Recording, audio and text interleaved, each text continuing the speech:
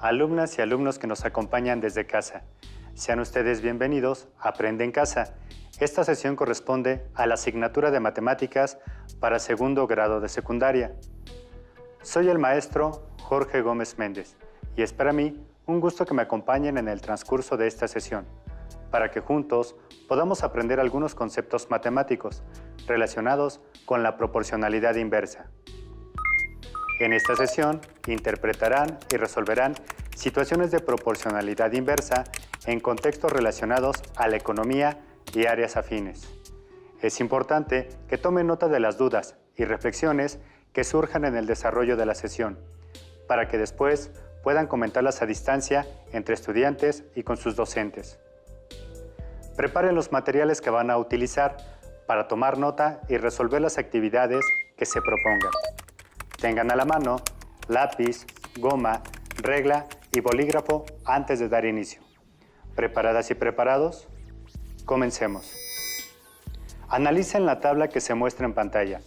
En ella aparecen datos relacionados con el tipo de cambio que presentó el dólar estadounidense el último día de cotización del año en diferentes años. La primera columna corresponde a la fecha. La segunda columna muestra el tipo de cambio en relación a pesos por dólar. Por último, aparece la columna titulada Cantidad de dólares. Ustedes seguramente ya notaron que no hay datos en esa columna, por lo que deberán calcular la cantidad de dólares que se pueden comprar con 500 pesos de acuerdo con el tipo de cambio en cada fecha. Hagámoslo. ¿Qué operaciones sugieren plantear para poder calcular la cantidad de dólares que se pueden comprar con 500 pesos? La operación que se puede plantear es el cociente de 500 pesos entre cada uno de los valores correspondientes al tipo de cambio. De esa manera, es posible saber la cantidad de dólares que podrían comprarse. Por ejemplo, para saber cuántos dólares se pueden comprar con el tipo de cambio que existía en 1970, bastará con dividir 500 pesos entre 0.0125 pesos por dólar. Luego, se realiza el análisis dimensional para simplificar las unidades, que en este caso son los pesos. Se resuelve la división y el cociente es igual a 40,000 dólares. Registran ese dato en la segunda fila de la última columna. Tal vez algunos no lo sepan, pero hubo un ajuste de 3 ceros en la década de los 90, por lo que si el tipo de cambio era de 3,000 pesos por dólar, cambió a 3 nuevos pesos por dólar. Ahora, repitan el mismo procedimiento para los datos faltantes. Hagámoslo. Para calcular la cantidad de dólares que se podían comprar con 500 pesos al tipo de cambio de 1980, se calcula el cociente de 500 pesos entre 0.02.327 pesos por dólar. Se simplifican las unidades y el cociente es igual a 21.486.893 dólares. Allá en casa, tomen un momento y repitan el procedimiento hecho anteriormente para calcular los datos que aún faltan en la tabla. Hagan el análisis dimensional para simplificar las unidades, es decir, simplificar las unidades de medida comunes que aparecen en el numerador y el denominador de la expresión matemática. ¿Preparadas y preparados? Comparen sus procedimientos y resultados con los que se muestran a continuación e identifiquen cuáles son las áreas que pueden mejorar. Hagámoslo.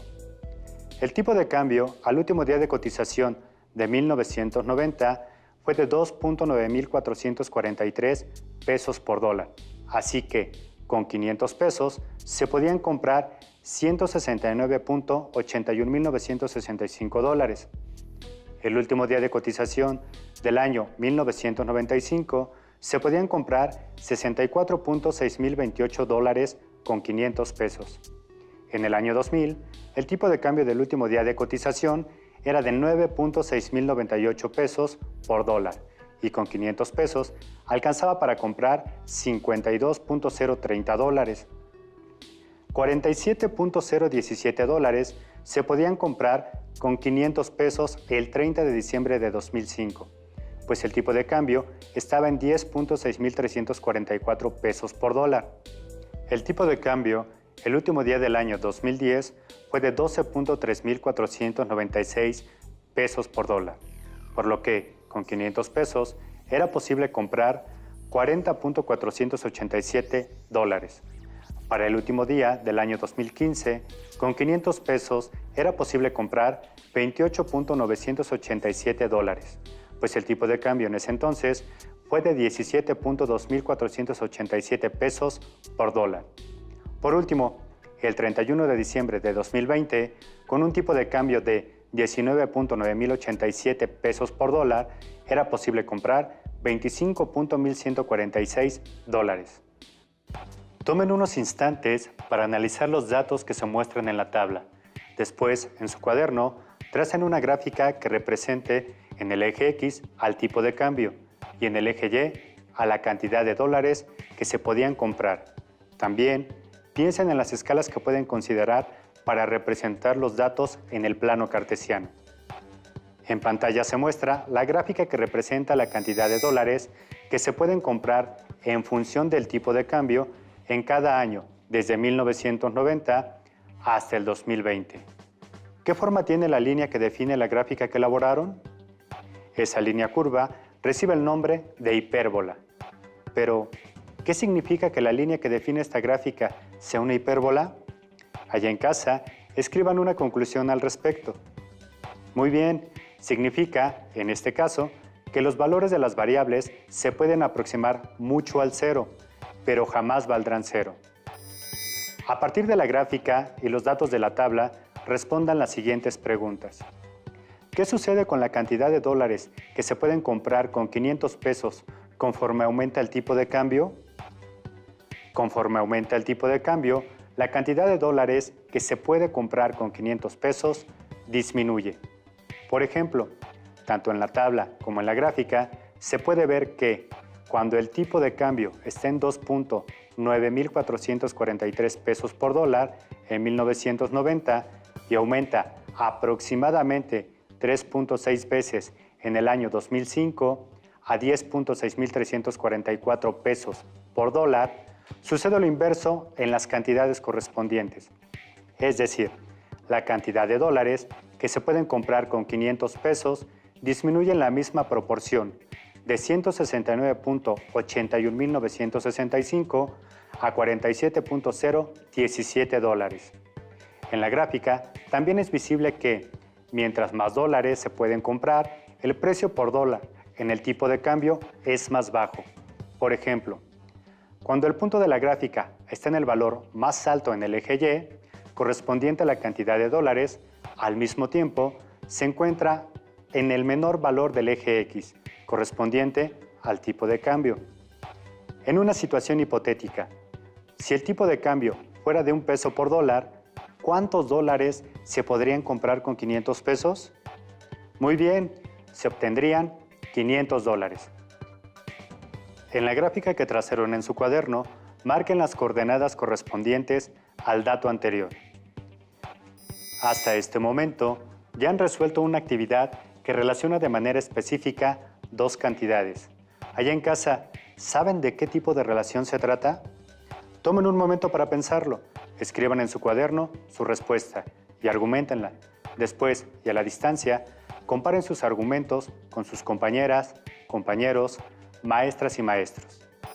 Se trata de una relación de proporcionalidad inversa, porque al aumentar los valores de una cantidad, los valores de la otra cantidad correspondiente disminuyen proporcionalmente. Por otro lado, al elaborar la gráfica de la situación planteada, la línea que la define es una hipérbola. Este tipo de gráfica se obtienen en situaciones de proporcionalidad inversa y significan que los valores de las variables se pueden aproximar mucho al cero, pero jamás valdrán cero. ¿Qué otros argumentos escribieron ustedes? ¿Los argumentos que escribieron coinciden con los que proponemos aquí? Compárenlos e identifiquen las áreas en las que pueden mejorar. Es momento de que resolvamos una nueva situación. El bono semanal que un empleado recibe por su puntualidad es inversamente proporcional al número de minutos que llega tarde a su trabajo. El bono completo se otorga al empleado aunque llegue tarde 1 minuto. A partir de ese tiempo, se inicia el descuento. Y si acumula 1 hora de retardos, pierde el derecho al bono. ¿Cuál es la expresión algebraica que representa la situación? En cierta semana, todos los empleados llegaron tarde a su trabajo. Un empleado que llegó 5 minutos tarde recibió un bono de 250 pesos. ¿Cuánto recibirán de bono semanal los empleados que llegaron 10, 12, 15 y 50 minutos tarde? Ustedes, allá en casa, tomen un momento para elaborar y escribir en su cuaderno una estrategia que les permita responder a las preguntas planteadas. Después, comparen su estrategia con la que propondremos aquí y reflexionen sobre los puntos de acuerdo y desacuerdo. ¿Están preparadas y preparados? Hagámoslo. El contador Antonio es el responsable de calcular el bono de puntualidad. Él sabe que, al tratarse de una relación de proporcionalidad inversa, la constante de proporcionalidad inversa se expresa a través del producto de sus magnitudes. En este caso, constante de proporcionalidad inversa es igual al tiempo que llega tarde el empleado en minutos por el bono semanal en pesos. Si se definen algebraicamente las variables, tenemos que K es igual a X por Y. X representa los minutos que llega tarde un empleado y Y representa al bono semanal que recibe el empleado. Con esta reflexión y análisis ya hemos respondido a la primera pregunta. Lo siguiente por hacer son los cálculos que permitirán al contador Antonio conocer el bono semanal de cada empleado. Hagámoslo. Para continuar, se deben sustituir en la expresión algebraica los datos que se conocen y despejar, de ser necesario, a la variable desconocida. Se sabe que K es igual a X por Y. También se sabe que un empleado que llegó 5 minutos tarde recibió un bono mensual de 250 pesos. Entonces, al realizar la sustitución de datos, se tiene que K es igual a 5 minutos por 250 pesos. Resolviendo la multiplicación, el resultado es igual a 1.250 minutos pesos. ¿Qué utilidad tiene conocer el valor de la constante de proporcionalidad? En su cuaderno, escriban una conclusión al respecto. Conocer el valor de la constante de proporcionalidad permitirá realizar los cálculos para conocer el bono semanal que se ganará cada empleado en función de los minutos que llega tarde al trabajo. Por ejemplo, para calcular el bono semanal del empleado que llegó 10 minutos tarde, se pueden sustituir en la expresión algebraica anterior los valores conocidos. En este caso, se conoce el valor de K, que es la constante de proporcionalidad, y también se conoce el valor de X, que son los minutos que llega tarde un empleado. Al sustituir los valores en la expresión algebraica, se obtiene que 1.250 minutos pesos es igual a 10 minutos por Y. En este caso, Y representa una incógnita, así que debemos despejarla para calcular su valor. Aplicando las propiedades de la igualdad, se obtiene que Y es igual a 1.250 minutos pesos entre 10 minutos. Se hace el análisis dimensional para simplificar las unidades comunes en el numerador y el denominador. Los minutos, en este caso, se resuelve la división y el cociente es igual a 125 pesos. En otras palabras, el empleado que llegó 10 minutos tarde recibió un bono semanal de 125 pesos. Ustedes, allá en casa, sigan en su cuaderno el procedimiento que usó el contador Antonio para calcular el bono semanal de los empleados que faltan. ¿Ya tienen el cálculo del bono semanal que recibirá cada empleado? Comparen sus procedimientos y respuestas con los que se muestran a continuación y corrijan de ser necesario. Para calcular el bono semanal de un empleado que llegó 12 minutos tarde, se sustituyen en la fórmula a X y en su lugar se escriben 12 minutos. Hecha la sustitución, se resuelve el cociente, se simplifican unidades comunes en el numerador y el denominador y el resultado es igual a 104.16 pesos. Es decir, el empleado que llegó 12 minutos tarde recibió un bono de 104.16 pesos.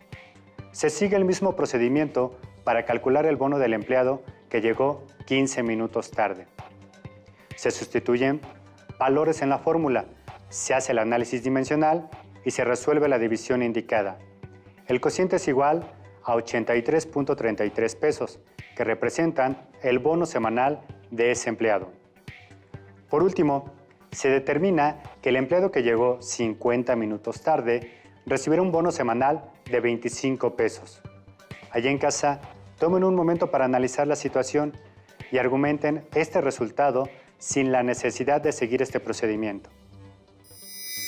Existen varias maneras de argumentar este resultado sin la necesidad de hacer los cálculos que hicieron en el procedimiento anterior.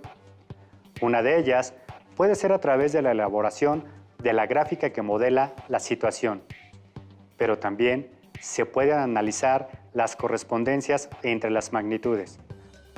Por ejemplo, el empleado que llegó 5 minutos tarde recibió un bono semanal de 250 pesos, mientras que el empleado que llegó 50 minutos tarde recibió un bono semanal de 25 pesos.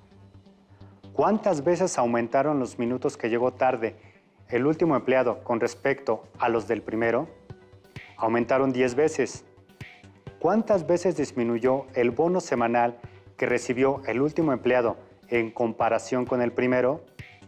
El bono disminuyó 10 veces. Como ya notaron, mientras los minutos se incrementaron 10 veces, el bono disminuyó a la décima parte.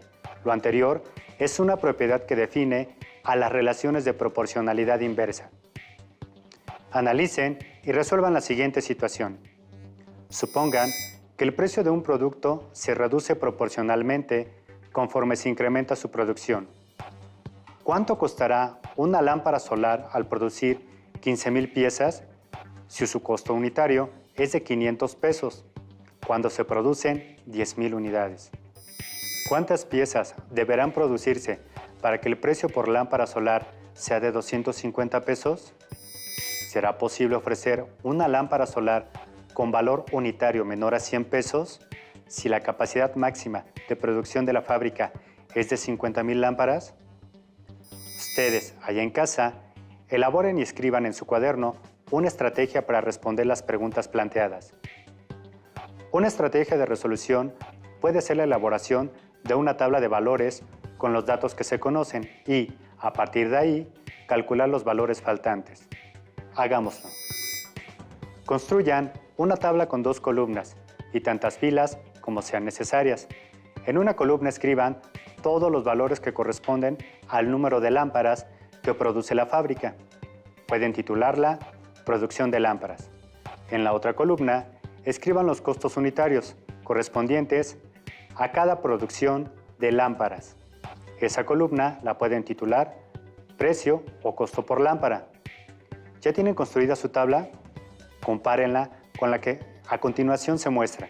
Identifiquen puntos en común y diferencias. De ser necesario, revisen su procedimiento y corrijan. La tabla que se muestra en pantalla tiene los datos que proporciona el problema.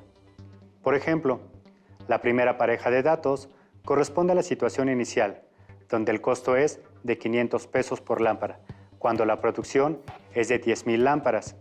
El siguiente dato que se muestra en la columna correspondiente a la producción de lámparas se obtuvo de la primera pregunta, que solicita el costo de una lámpara cuando hay una producción de 15,000 lámparas.